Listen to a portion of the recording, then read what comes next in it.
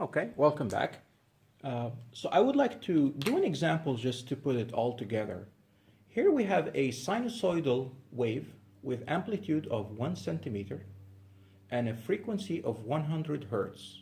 Travels at, it should say at, 200 meters per second in the positive x direction. At t equal to 0, the point x equal to 1 meter is on a crest of the wave. Determine capital A, which is the amplitude, V, which is the speed, lambda, which is the wavelength, K is called the wave number, F, it's the frequency, omega, it's the angular frequency, capital T, that's the period, and phi or phi 0 is the phase shift. So the general solution, the sinusoidal solution, looks something like this. D of x and t equals to A times the sine of kx minus omega t plus phi 0. This is a wave that's traveling to the right. When you have minus omega t, you're shifting it constantly to the right. Just recall when you have a parabola x minus 1 squared, you're shifting the parabola instead of being here, you're shifting it to here. That's that graph, x equal to 1. All right? So, yeah. So when you put minus, you're shifting it. Okay. So let me erase this. Let me just draw a general wave and just show you something. A snapshot of the wave. So here is the wave, and let's say here is x in space, and let's say the wave looks like this. This is d, the height of the wave, and the distance over which the wave repeats itself is called the wavelength. That's called the wavelength. You can count the wavelength from crest to crest. And by the way, the highest point is called the crest, and this is the trough of the wave, the bottom here. And so from here to here is also the wavelength. From here to here, that's also the wavelength, or from here to here is the wavelength. It's the distance over which the wave repeats itself. That's called the wavelength. K is called the wave number. K is called the wave number. Omega is called the angular frequency. And capital T is called the period. A is the maximum disturbance from equilibrium. So how high it is. So let's start here. So our solution for part A. For part A here, we have capital A. What is the amplitude? Well, they said the amplitude is 1 centimeter. So it's 1 centimeter. And then the speed, they gave us the speed. They said it is going to the right at 200 meters per second, so 200 meters per second. Then they say, what is the wavelength? We have to work a little bit to figure out the wavelength. So let me put equal sign here. I'll just leave it for a moment. And then they give us the frequency, so that's F. So let me put K here also. I don't know what K is. I'll put F is 100 hertz. Omega, it's 2 pi over the period, which is 2 pi f. It's 2 pi times f. So it's 2 pi times this number. So it's approximately 628. Let me make sure that that's correct. Yeah, so omega is 628 radians per second. Radians per second. Now, what is K? K is 2 pi over lambda, but what is lambda? Well, remember the speed is they want also the period, so let me put the period here, capital T, that's 1 over the frequency, because the frequency is 1 over the period, so it's 1 over the frequency, which is 100. So it is 0.01 seconds, or 10 milliseconds if you like. So we took care of that. Phi 0, we'll worry about it in a little bit. Now, what is lambda? Well, I know that the speed of the wave is the wavelength divided by the time it takes to travel a wavelength. That's that. Or the wavelength times the frequency. So the wavelength, because 1 over the capital T is the frequency. So the wavelength will be the speed divided by the frequency. The speed is 200. The frequency is 100. So speed over frequency, so you get 2. So the wavelength is 2 meters. This wavelength is 2 pi divided by lambda. I'm sorry, this wave number k is 2 pi over lambda. Yeah, this combination 2 pi over lambda occurs often enough that people gave it a name k. It's not the force constant of a spring, by the way. It's not the force constant of the spring. Unfortunately, it has the same letter. I mean, look at how many letters we're using already. So many. So it is k. So anyways, so 2 pi over lambda, that's 2 pi divided by 2, and that's pi. So it's 3.14 basically. 14. And the units of k will be 2 pi over the wavelength, which is in meters, so it's in 1 over meters. The units will be 1 over meters for k. Okay, so now, before I answer phi 0, I would like to graph this and see what we get. So they say at t equal to 0, x equal to 1 meter is a crest. So let me get my eraser here. And let's look at this one. At t equal to 0, so at t equal to 0, we just have to plug in 0 here. So d at x and 0 will be a times the sine of kx. This is 0 plus phi 0. So let's see what we have. If phi were 0, so here's the x-axis. If phi were 0, we would just have this. We have this. And the wavelength is, we said 2 meters, so this will be 1 meter. This is 1, and this is 2 meters. But look at this. 1 is a crest. 1 is a crest. I'm sorry. 1, if phi were 0, the 1 will be a 0. It will be 0. But we would like the 1 to be here. The actual wave that they gave us is that the 1 is actually a crest. The 1 is here. This is the wave they gave us. So the 1 is here. So this peak is here. So the wave is shifted to the right by phi 0. Shifted to the right by phi 0. And how much is that? Well, we know that if you're talking about, if you're shifting by a quarter, right? By a quarter wavelength, the whole thing would be a 2 pi shift. So if you shift by a quarter wavelength, that's a pi over 2. So we conclude that phi 0 would be negative pi over 2. To shift it to the right, you have to subtract pi over 2 from the inside, put the argument as negative pi over 2, and that will shift it to the right by a pi over 2. That's how I would do it graphically. If you don't like that, if you just don't like that, you can do it this way. You can say it's a maximum. This is a fixed number. The sine is a maximum when the sine is equal to 1, which means that if you want to do it differently, then you say, when is the sine a maximum? Well, it's 0 here, but it's a maximum when the inside of the sine is equal to pi over 2. So you have k times x, which is equal to 1, plus phi. That's the inside of the sine. We would like that stuff to equal to pi over 2. But k is 2 pi over lambda. That's 2 pi over lambda. That's k. But lambda is 2. So 2 plus phi 0 equals to pi over 2. And so I have pi plus phi 0 is equal to pi over 2.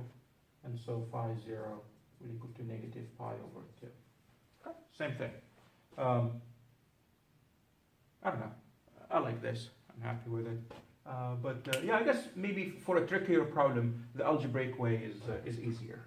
Yeah. Anyways, phi 0 is negative pi over 2. So our wave, we will just write it now. Let's write it down.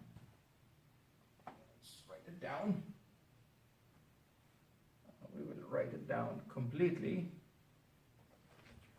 It will be d at x and t will equal to the amplitude, but the amplitude is 1 centimeter, so it's 0.01 meters, 0.01 meters, times the sine of kx, and k is 2 pi over lambda, so 2 pi over lambda, that's a, lambda is 2 meters, so 2 pi, so k is equal to pi, so pi times x minus omega t. What is omega? Omega is 2 pi times the frequencies, so it's 2 pi times 100, so it's 200, if you like, yeah, that's fine, 628 t plus phi 0, but phi 0 is pi over 2, negative pi over 2, so it is like this, okay? So we did that, so we wrote the equation of the wave as it travels. That is the equation of the wave as it travels to the right. So that is fine. I always like to work with exact numbers, but if you like, you can replace this by 3.14. Next, they say, draw a snapshot of the graph of the wave at t equal to 0. I think we drew it already. I mean, at t equal to 0, this is d. This is 1, 2, 3, 4, 1, 2, 3, 4, 5. We said at t equal to 0, you had this. This was a peak. So it must have, 1 was a peak, yeah. So we have this. I need to divide this to quarter waves. So if 1 is a peak, the wavelength is 2 meters, so this has to be a peak here, and halfway it will be a -1. So it will look something like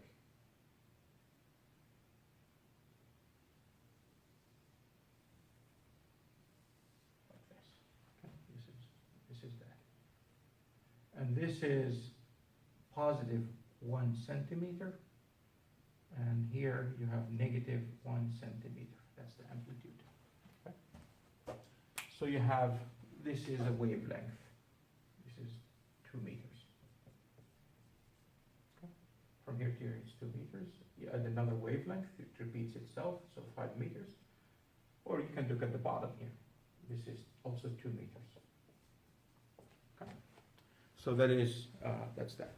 Or you can use your calculator to plot it if you like also. All right, so that's that. So just to emphasize, we have looked at our wave equation here. And although we derived it for a string, it occurs over and over and over, whether it's sound waves, waves on a string, ocean waves, or electromagnetic waves also. When people looked at, you will look at it next semester with Maxwell's equations toward the end of Physics 230, with Maxwell's equations, people saw that when they tried to solve them, they had this exact wave equation. Something whose second derivative with respect to time was proportional to the second derivative with respect to x, which is space. And so they knew that something was traveling. And the speed there, it was equal to the speed of light. When they saw v, it was v squared. V is the speed of light, 3 times 10 to the 8 meters per second squared. So they knew that something was traveling at the speed of light, and those waves, electromagnetic waves, were traveling at the speed of light. Okay. All right. So as I already mentioned, I just want you to not think that the wave equation is specific to strings. So for sound waves, we talked about them already. I already kind of generally that they travel. They need a medium to travel, just like waves on a string. They need a string to travel in them. waves of sound, they need air or some kind of a medium to travel. The speed of sound in air at regular or like room temperature is about 343 meters per second. And the sound frequencies that are audible to the human ear are 20 hertz to 20,000 hertz. On the other hand, electromagnetic waves, they don't need a medium to travel, and they travel at the speed of light, which is 3 times 10 to the 8 meters per second. Now, electromagnetic waves, they include visible light. They also include shorter wavelengths in the UV, X-ray, and gamma ray ranges. Or they include like infrared in the longer wavelengths, infrared, microwaves, and then radio waves. Okay, so let's just look at an example here. It says a satellite exploring Jupiter transmits data to Earth as a radio wave with frequency of 200 megahertz.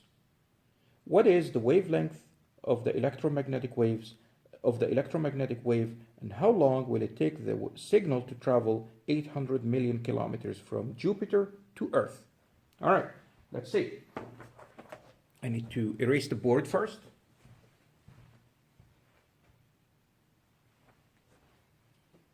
So again, if it's an electromagnetic wave traveling in vacuum, the speed is already given.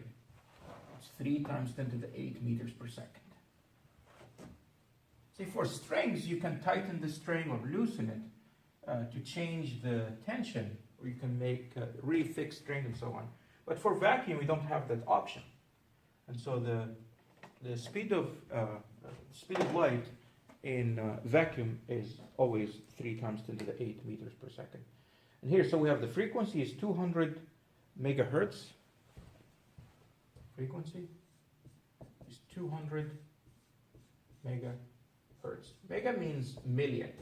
So it's 200 times 10 to the 6 hertz, which is 2 times 10 to the 8 hertz. The speed, for speed of light, we usually give it the symbol c. For constant, it would be constant. 3 times 10 to the 8 meters per second, about 2.998, I believe. So 3 times 10 to the 8 is good enough.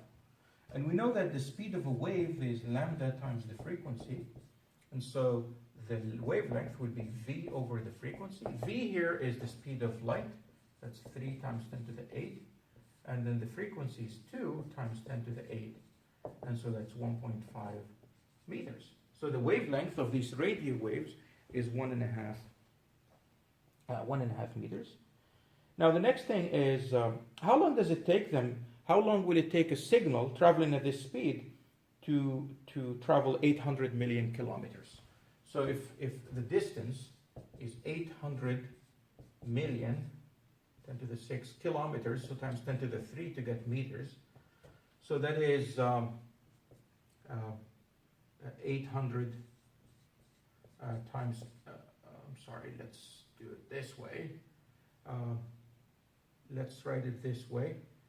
8 times 10 to the what power? 6 plus 3 is 9, 10, 11. So 8 times 10 to the 11th meters. So speed is distance over time. So the time will be the distance over the speed of light in this case. So that's 8 times 10 to the 11th divided by 3 times 10 to the 8th. So although the speed of light is really large, the astronomical distances are also large, and so it will take a while. And so you have 8/3 times 10 to the 3 seconds, and so that will be approximately 2,700 seconds or 45 minutes. Approximately 2,700 seconds or 45 minutes. So from Jupiter to Earth, a light signal or some kind of an electromagnetic signal will take about 45 minutes to reach us. Now, when light enters a medium, not vacuum, the medium has what's called an index of refraction, which you will learn about again also in Physics 231. And the light waves in that medium, they travel at a different speed than the speed of light. In fact, they travel at a slower speed, which is the speed of light divided by the index of refraction of that medium. And the reason for that is when the light enters that medium, it shakes the medium. It generates waves in that medium, and then you get the original light wave of a certain frequency plus the waves in that medium at that basically same frequency but different wavelength, and they generate a different wave because they add up together, and that overall wave will travel at a slower speed, and that slower speed happens to be the speed of light divided by the index of refraction of that medium. The index of refraction, for example, in vacuum, it will be 1 because the speed of light in vacuum is c divided by 1, which is c, the speed of light. In water, the index of refraction is about 4/3 or 1.33. So the speed of light in water will be 3 times 10 to the 8 divided by 1.33. In glass, I think it's like 1.48 or something, and so like up to like 1.5. The speed of light in air is essentially the speed of light in vacuum because the index of refraction in air is about 1. It's 1.00. I think like 3 or 4 zeros, and then there is something. I don't remember it at the moment, but you can always look it up. Our next focus will be the power, intensity, and decibels. So we will talk about waves, sound waves. Okay, so we're going to talk about sound waves, and we will talk about their intensity, the power, and so on. All right, and the intensity level, which is called the decibels. So let me just show you that, and then we will move on to the Doppler effect. So these are kind of quick, fairly simple, I would say, topics, because I think it should be a review for you also. So, sound. So remember, okay, so this is done. Let's get another one. So remember, power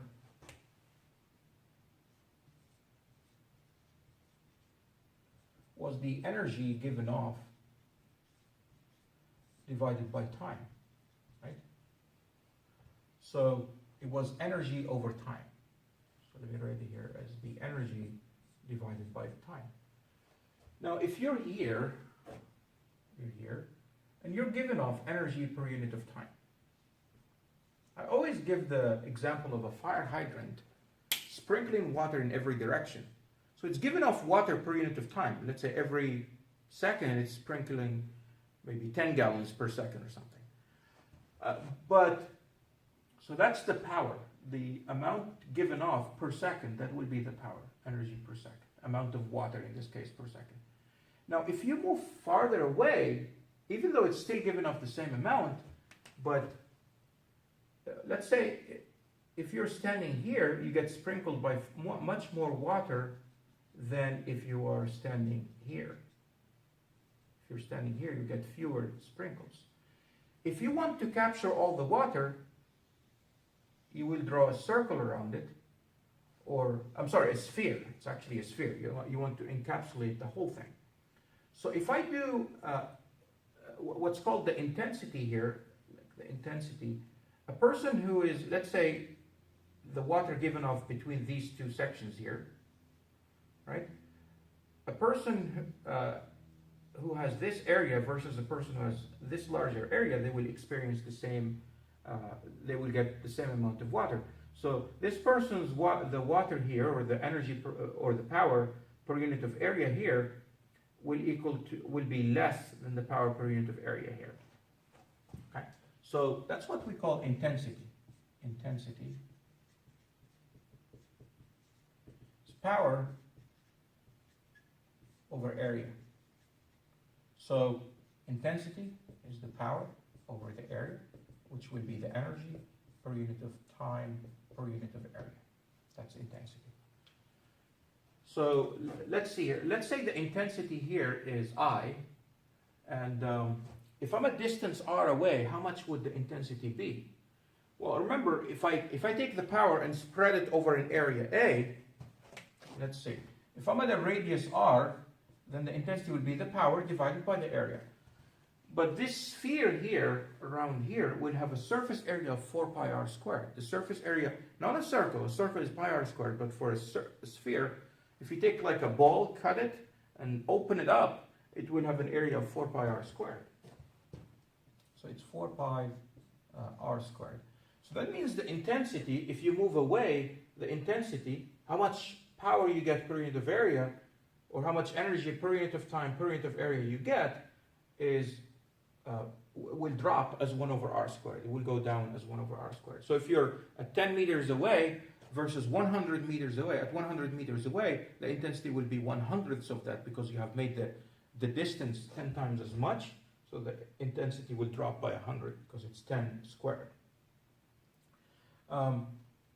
If there is a loud music here, somebody loud, and you move away, it will be less and less power because the person is speaking, they're spending energy per unit of time, that's power. But if you move away from them, their power, their sound is spread over a bigger and bigger surface area, so you get less and less of it. Okay, you get less and less of it. Always I think of the sprinkles here. So person standing right next to the fire hydrant will get more. Person standing farther will get lesser sprinkles, and the farther you go, less sprinkles you get. Okay? So we would just imagine somebody who is emitting sound will emit it in all of different areas. Now, the lowest sound level that you hear, the lowest sound level audible to the human ear is I0, and it is 10 to the minus 12. And remember, power is joules per second, which is a watt. And intensity is power, which is watts per area, so it's watts per square meter. So watt per square meter. Now people came up with a scale that is called the decibel scale, and to make it more accessible or more measurable for in everyday life, because you don't want to say the intensity is something times 10 to the minus 12. We cannot really feel it all that much. Same thing with earthquakes. If you give it in terms of energy per unit of time, then you cannot make sense of it. But people created a logarithmic scale for earthquakes, and it gives you in like magnitude 6 or magnitude 7 or magnitude 8 or 6.5. It's something you can count in your fingers rather than using powers of 10. So the intensity level, this is the intensity, and this is the lowest intensity audible to the ear. I should say to the human ear. Anyway, some standard intensity. Intensity level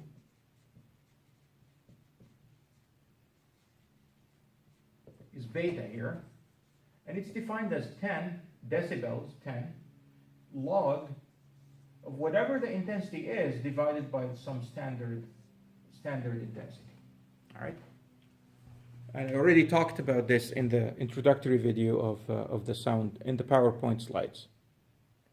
Let me just look here at a quick example. Let's say you have just to back up here, let's say you have a laser pointer, like a typical one. It emits 1 milliwatts, and the diameter of that beam is 1 millimeter. So it emits a laser emits a power of 1 milliwatt, and it emits it over an area over like circular of a diameter of 1 millimeter. So what is the intensity? Intensity is the power over area. So let's say somebody points it on your hand here, or your wrist. So it is the power over the area. The area is the diameter is the area of that spot. So the intensity is 1 milliwatt, W. So 1 times 10 to the minus 3 watts divided by the area, which is pi r squared. And r is 0.5 millimeters, so that's 0.5 times 10 to the minus 3 pi r squared. So got this.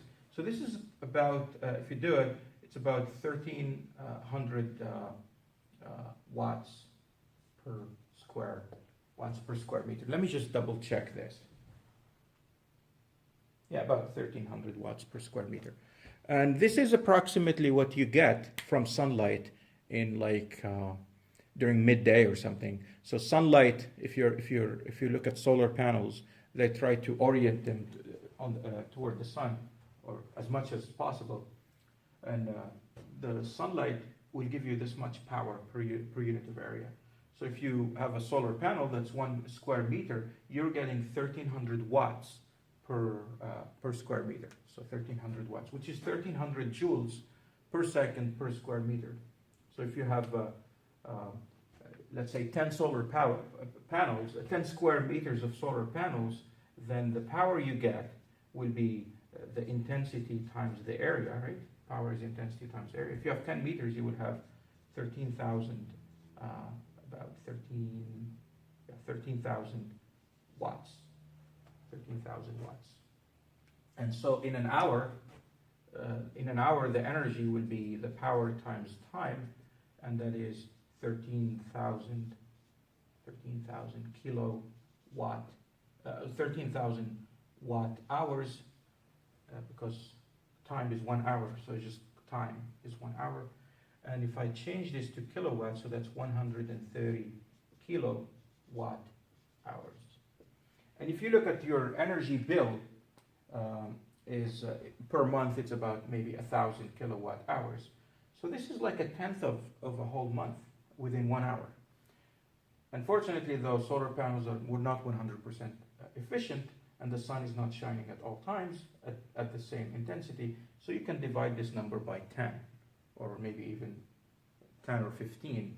That's more accurate. So if you divide it by 10, you get about 13, maybe 10 kilowatt hours. Okay. All right, I will stop here, and I will see you in the next video.